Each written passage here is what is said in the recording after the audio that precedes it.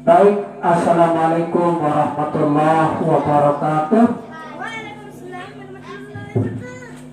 Alhamdulillahirabbil alamin, nahmaduhu wa nusalli wa nusallimu ala rasulihil karim. Amma ba'du. Pertama-tama mari kita bersyukur kepada Allah Subhanahu wa taala. Alhamdulillah, pada kesempatan ini kita masih bisa berkumpul di rumah Allah, yaitu Masjid Nur Jihad Batu Sampek ini, dalam rangka program pertama daripada TPQ Al-Rasyid yang dibina langsung oleh pendamping rumah zakat Kecamatan Bayam. Seperti yang kami informasikan kemarin, beliau hadir datang di sini sukarela karena tanggung jawab beliau bukan di desa Sambelen, yaitu di desa Anyar, tapi melihat antusias adik-adik kita TPQ Al-Rasyid 1 dan 2 ini, maka beliau beringinan memberikan motivasi dan program atau bagaimana pentingnya zakat, dan lebih-lebih kita sekarang ini sedang dalam pembangunan masjid. Nah, untuk itu adik-adik, untuk tetap istiqomah belajar ngajinya, selesai ngaji berdoa. Tempat berdoa yang paling mustajab itu adalah selesai ngaji. Maka selesai ngaji itu doakan pembangunan kita supaya bisa berjalan dengan lancar masjid kita ini ya. Nah, demikian mungkin yang bisa kami sampaikan. Atas partisipasinya kami ucapkan banyak terima kasih. Dan untuk setelah ini akan ada sosialisasi dari pendamping rumah zakat Kecamatan Bayam yang insya Allah nanti akan disampaikan oleh Adinda Muhammad Raden Kertawali SPT GR. Apa itu GR? Guru profesional, karena alhamdulillah beliau barusan sudah 1 bulan ini selesai mengikuti PPG itu sertifikasi. Okay?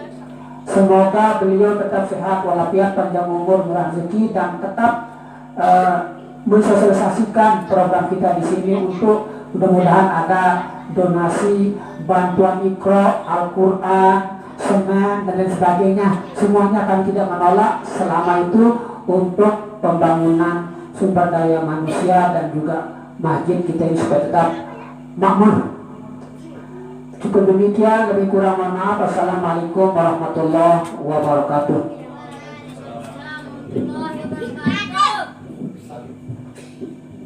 Cek satu. Bismillahirrahmanirrahim. Assalamualaikum warahmatullahi wabarakatuh. Ya, mau isya ini ya. Jadi semangatnya harus dikencangkan.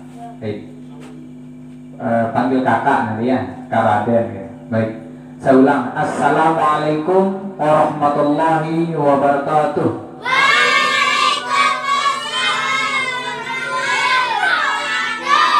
Baik, bismillahirrahmanirrahim.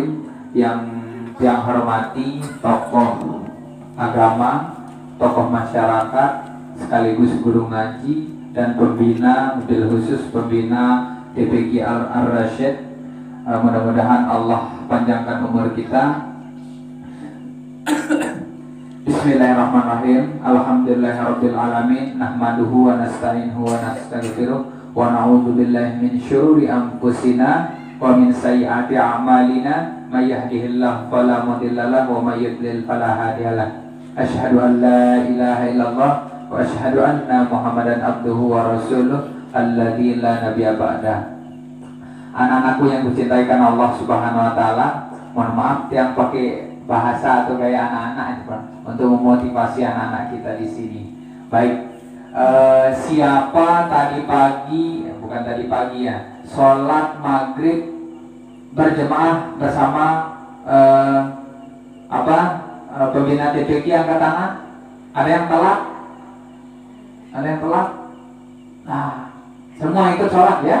Oh, luar biasa. Mohon maaf, seharusnya sayanya ada di sini tadi pas sholat maghrib itu kita berjamaah di sini, tapi saya jemput anak Hasan Hussein dari ngaji di Nurul Bayan tadi sehingga telat ngejar ke sini dari Anyar.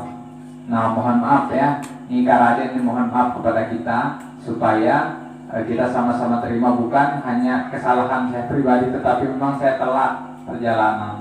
Nah adik-adik, Kak Raden sudah sering memberikan arahan belajar bersama kepada anak-anak yang sedang mengaji. Kak Raden, penting ya ngaji itu, sangat penting. Kenapa penting ngaji? Ngaji itu secara umum ya, baik itu ngaji dalam bentuk kita membaca Al-Quran, membaca Iqra ya, dan banyak hal. Nah, sebelum Pak Guru, karena Pak Guru saya ini adalah guru, sering saya mengatakan begitu ya. Jadi sebelum Kak Raden menjelaskan terkait dengan kenapa kita harus mengaji, seperti yang disampaikan tadi, yang ingin sampaikan dulu program atau kegiatan dari saya selaku relawan inspirasi namanya, atau relawan rumah zakat, relawan inspirasi rumah zakat yang biasanya beraktivitas di desa berdaya, namanya di desa Anyar. Tapi alhamdulillah ketika ada panggilan dari masyarakat atau kami diminta untuk memfasilitasi adanya kegiatan seperti pengajian, ada TVQ, kita fasilitasi, insya Allah ada tuan guru sering yang fasilitasi lokasi-lokasi yang dibutuhkan. Nah adik-adik yang kucintaikan Allah Subhanahu Wa Taala, motivasi dari sosialisasi dulu ya. Sosialisasi yang pertama, Kak Raden punya beberapa kegiatan. Salah satunya adalah mungkin saya tidak bisa tiap hari, tapi minimal 1 kali sebulan mungkin saya bisa ke sini untuk memotivasi kita bersama ya, supaya kita tetap semangat dalam belajar. Motivasi ini adalah dorongan. Jadi bola itu kalau nggak ditendang, kalau nggak didorong, maka bola itu nggak akan muter, nggak akan jalan. Jadi nggak bisa masuk di bola itu kalau nggak ditendang, makanya harus didorong. Kita pun begitu. Kalau kita tidak didorong, dimotivasi, dikasih semangat, maka kita akan malas, nggak mau bergerak. Oleh karenanya kita harus saling memotivasi, harus saling memberi semangat. Yang lain juga harus begitu, jangan sampai melemahkan semangat teman-teman ya. Ya itu. Yang kedua adalah Tian juga bisa menghubungkan untuk pembangunan masjid kadang-kadang. Bahkan di lembaga kami Rumah Zakat itu ketika ada nanti di crowdfunding namanya, itu dipasarkan di Jawa ya, di Jawa Barat, di Bandung.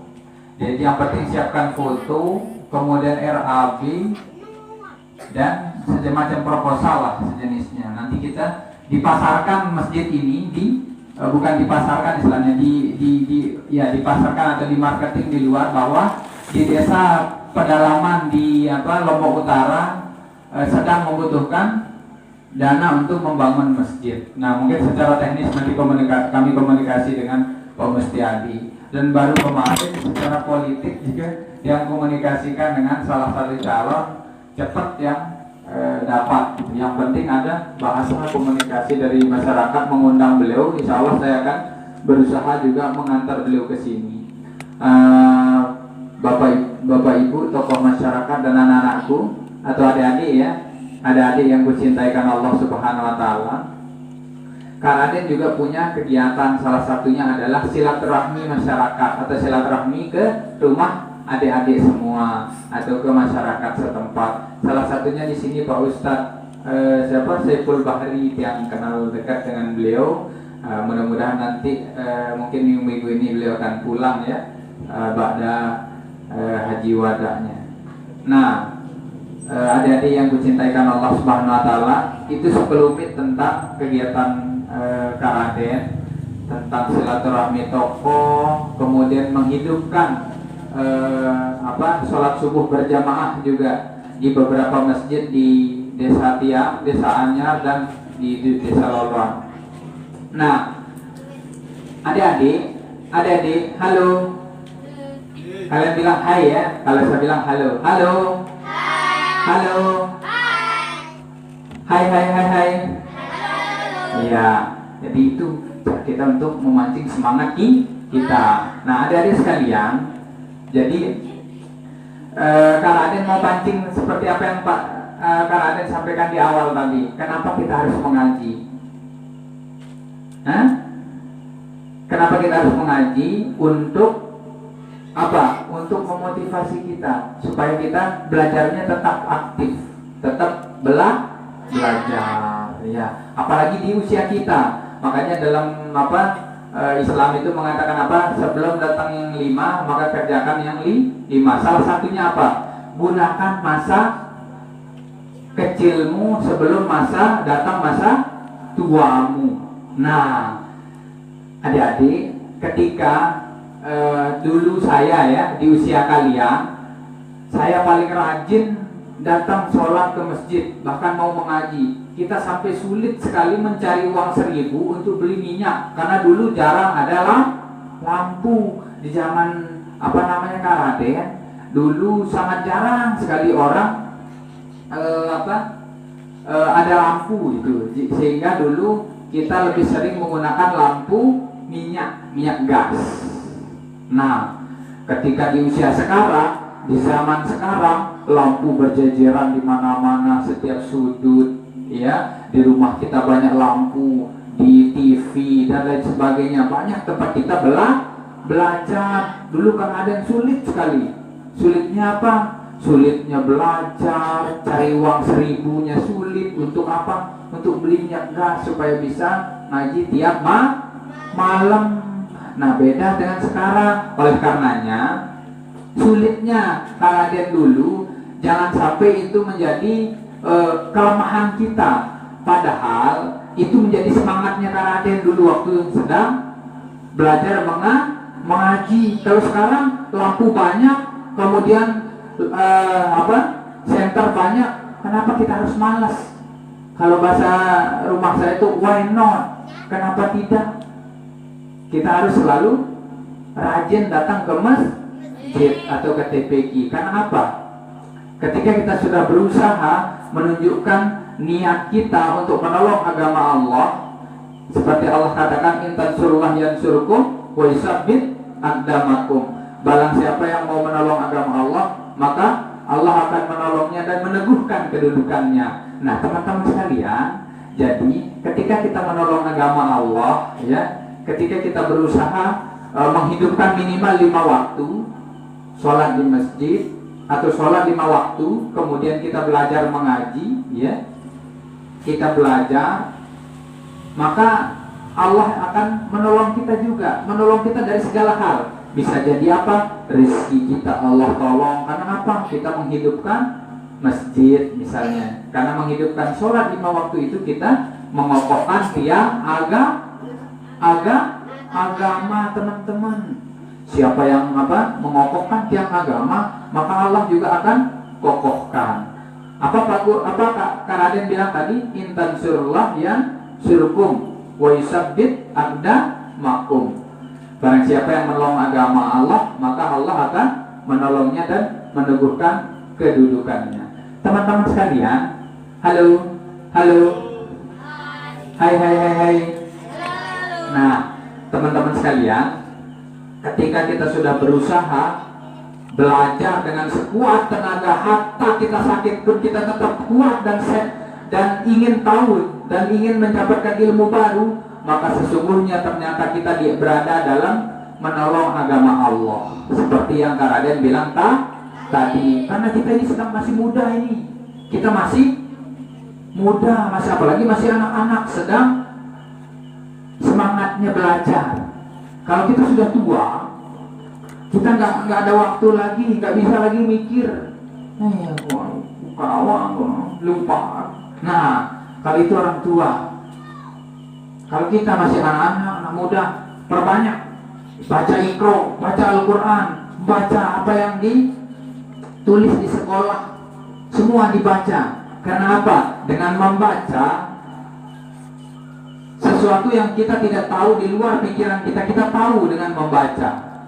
Dengan membaca, kita bisa mengetahui bagaimana membangun masjid ini walaupun kita tidak ikut mengerjakannya. Dengan membaca, kita bisa Allah mudahkan untuk mendapat rezeki. Karena apa? Dengan membaca itulah Allah itu bukan pikiran manusia. Nah itu adik-adik ya, mudah-mudahan nanti di lain kesempatan kita bisa bersama-sama ya untuk saling memotivasi. Baik, siapa yang tadi datang di awal waktu sebelum orang azan sudah ada di masjid, angkat tangan. Siapa yang datang pertama kali ke masjid tadi? Angkat tangan. Yang perempuan, yang cewek. Siapa yang datang pertama sebelum yang lain datang? Yang pertama kali datang. Dua orang ya, bersama-sama ya. Hah? Oke, dapat hadiah dari Karadia. Satu ke depan. Ada terus ini. Ini ke sini ambil. Dua orang. Tadi sudah angkat tangan. Sini. Ada hadiah. Ayo ke sini berdua. Maju.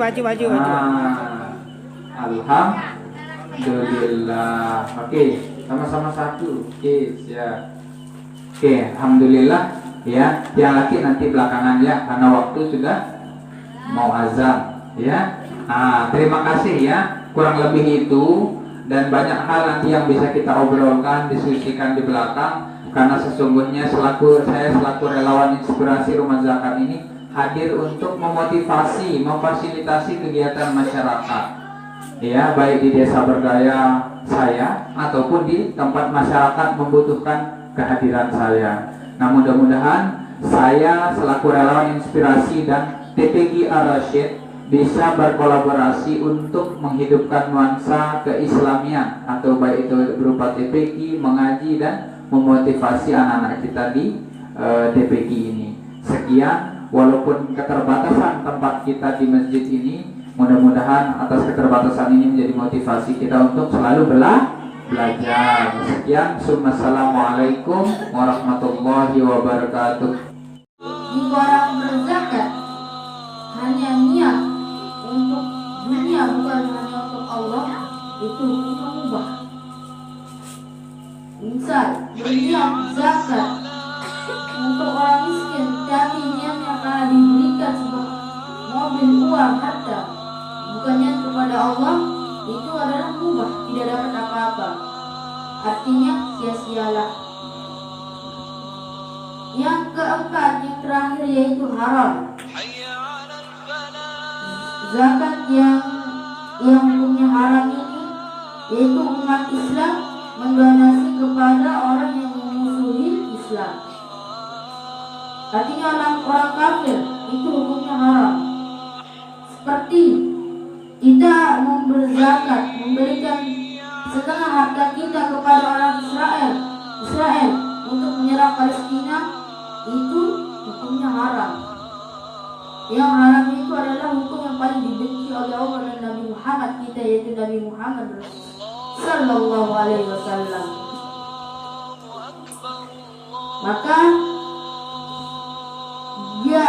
Maka zakat ini merupakan perilaku yang bisa hukumnya itu 4. Yang wajibnya itu zakat fitrah. Yang mempunyai zakat fitrah yaitu orang yang mempunyai beras minimal maksimal yaitu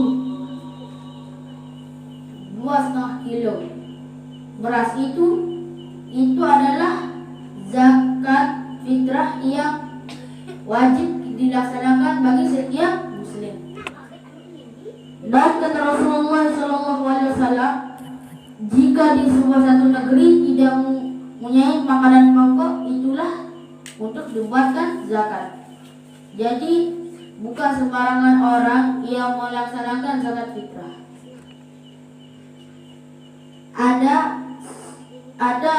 Ada muakkad dan juga takdim.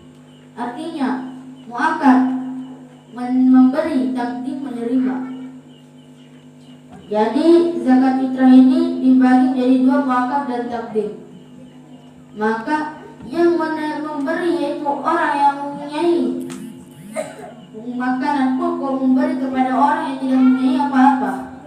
Contoh takdim, tidak mempunyai rumah, orang miskin, terus tidak mempunyai anak dan istri, dan juga anak yatim piatu, itu adalah takdim. Mungkin cuma ini pembahasan saya di kesempatan yang berbahagia ini. Kurang lebihnya mohon maaf, salahnya dari saya sendiri, benarnya dari Allah semata. Sekian, assalamualaikum warahmatullahi wabarakatuh. لا يعده حفظهما وهو العلي العظيم. أستغفر الله العظيم، أستغفر الله العظيم، أستغفر الله العظيم الذي لا إله إلا هو الحي القيوم وأتوب إليه. أنا بذكر تطمئن. Nampak foto juga. Salam ini, Pak Guru. Salam. Salam cium tangan. Wah, harus ke.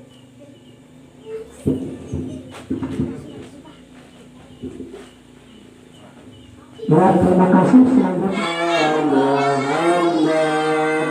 Ya Rabbi,